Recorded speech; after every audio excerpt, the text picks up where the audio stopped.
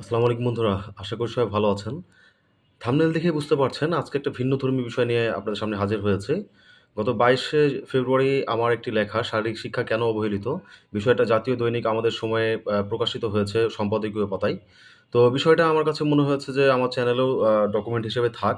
কারণ অনেকেই আমরা পড়তে পছন্দ করি না। তো ভিডিও করলে হয়তো আপনারা তা শুনতে পছন্দ করবেন। তো আমি লেখাটা আপনাদেরকে পড়ে শোনাতে চাচ্ছি এর মাধ্যমেই। আ আশা করি আপনাদের ভালো লাগবে। অনেকে হয়তো আমাদের এটা পড়তে চায় না বা এখন পত্রিকা পড়ার আসলে আগ্রহ নাই। তো আমি ভাবলাম যে আপনাদেরকে তাহলে পড়ে শোনাই যে আমি আসলে কি লিখেছি। তাহলে হয়তো আপনাদের হয়তো একটা আগ্রহের জায়গা তৈরি হবে। তো আমি কি লিখেছি আপনারা একটু দেখেন।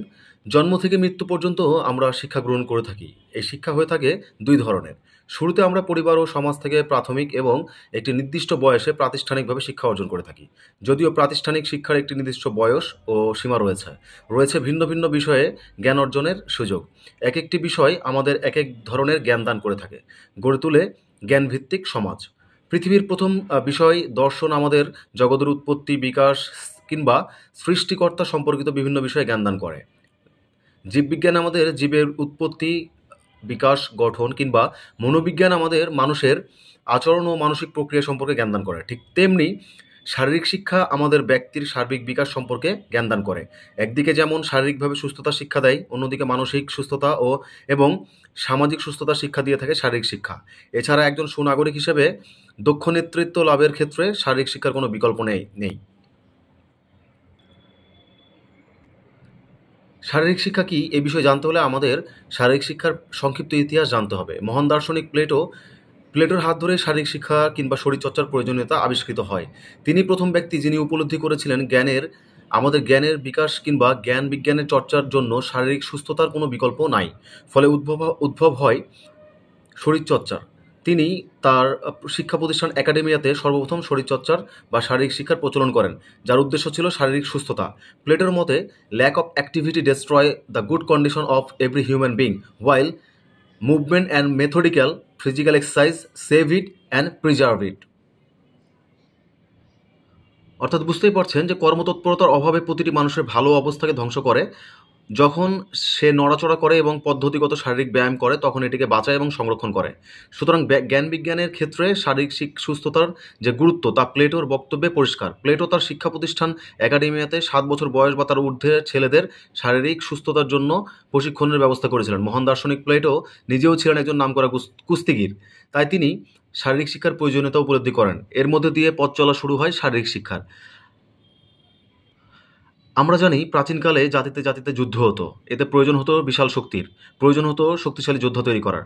ফলে শারীরিক শিক্ষা কিংবা শরীরচর্চার কার্যক্রম এবং গুরুত্ব ক্রমে বৃদ্ধি পেতে থাকে। এরপর সময়ের পরিক্রমায় শারীরিক শিক্ষা সুদূর গ্রিস থেকে অন্যান্য দেশে ছড়িয়ে পড়তে শুরু করে। শুরুতে শারীরিক শিক্ষার উদ্দেশ্য ছিল শক্তিশালী যোদ্ধা তৈরি করা এবং শারীরিকভাবে সুস্থ থাকা। সেজন্যই সৈন্যদের মধ্যে শরীরচর্চার গুরুত্ব ছিল অপরিসীম। সে সময়ে শারীরিক শিক্ষার ২টি পথ বা উপায় ছিল, যার একটি ছিল শরীরচর্চা, অন্যটি নৃত্য। এই ২ পদ্ধতিতে প্লেটো নিজেও শিক্ষা দিয়েছেন।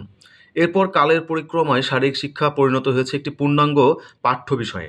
অর্থাৎ অন্য ৮-১০টি পাঠ্য বিষয়ের মতোই বর্তমানে শারীরিক শিক্ষা পরিগণিত হয়েছে পূর্ণাঙ্গ পাঠ্য বিষয়ে। পরিবর্তন হয়েছে শারীরিক শিক্ষার সংজ্ঞায়। আগে শারীরিক শিক্ষা ছিল শুধুমাত্র শরীরের জন্য শিক্ষা, অর্থাৎ শারীরিক সুস্থতা। কিন্তু বিংশ শতাব্দীর শেষে এবং একবিংশ শতাব্দীতে এসে শারীরিক শিক্ষা হচ্ছে শারীরিক শিক্ষা হলো ব্যক্তির সার্বিক বিকাশের শিক্ষা। অর্থাৎ ব্যক্তির শারীরিক, মানসিক, সামাজিক এবং বৌদ্ধিক বিকাশই হলো শারীরিক শিক্ষা। আর তাই বর্তমানে শারীরিক শিক্ষার ভিত্তি ৪টি, যেমন জীববিজ্ঞান, মনোবিজ্ঞান, সমাজবিজ্ঞান এবং দর্শন। এক্ষেত্রে আমরা শিক্ষাবিদ জেপি থমাসের শারীরিক শিক্ষা সম্পর্কিত সংজ্ঞাটি দেখলেই বুঝতে পারি শারীরিক শিক্ষার গুরুত্ব কত। তিনি বলেছেন, শারীরিক শিক্ষা হলো শিশুর পূর্ণ ব্যক্তিত্বের বিকাশ এবং শরীর, মন ও আত্মায় এর পরিপূর্ণতা ও শারীরিক ক্রিয়াকলাপের মাধ্যমে শিক্ষার স্বয়ংসম্পূর্ণতা। ফলে আমরা সহজেই বুঝতে পারি ব্যক্তির সার্বিক বিকাশের ক্ষেত্রে শারীরিক শিক্ষা কী ধরনের ভূমিকা পালন করে। এবার আমরা বাংলাদেশের প্রেক্ষাপটে শারীরিক শিক্ষার অবস্থা দেখার চেষ্টা করি।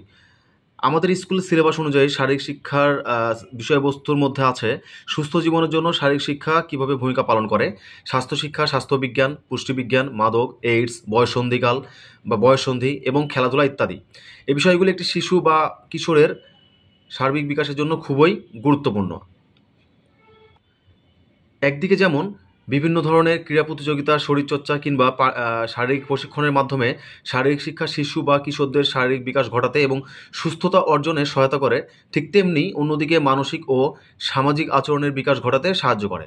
পাশাপাশি শারীরিক শিক্ষার কর্মসূচি একজন ব্যক্তিকে সুনাগরিক ও দক্ষ নেতৃত্ব অর্জনে সহায়তা করে। ফলে শিক্ষা প্রতিষ্ঠানে এবং শিক্ষা ব্যবস্থায় শারীরিক শিক্ষার কোনো বিকল্প নেই।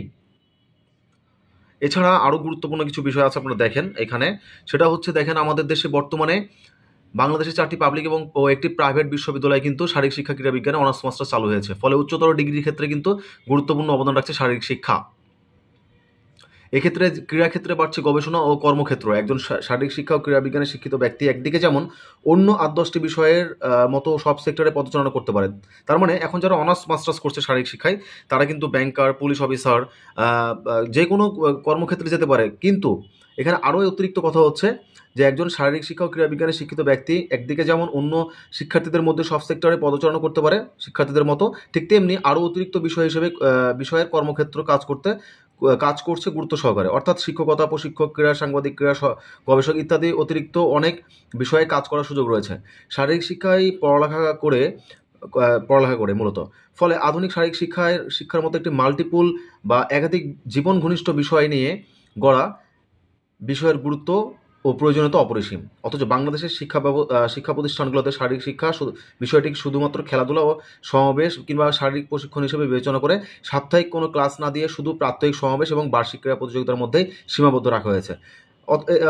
বার্ষিক ক্রীড়া প্রতিযোগিতা অথচ স্কুল কলেজ এই খেলাগুলোর মধ্যে মূলত সীমাবদ্ধ করে রাখা হয়েছে।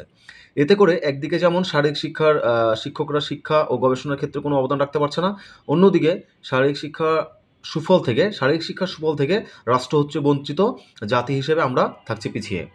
মূলত আজকে এই বিষয়গুলো নিয়েই আমি লিখেছিলাম, শারীরিক শিক্ষার বিষয়গুলো তুলে ধরার চেষ্টা করেছি। ইনশাল্লাহ নেক্সট আমার লেখাটা চেষ্টা করছি শারীরিক শিক্ষাকে কেন বাধ্যতামূলক করতে হবে।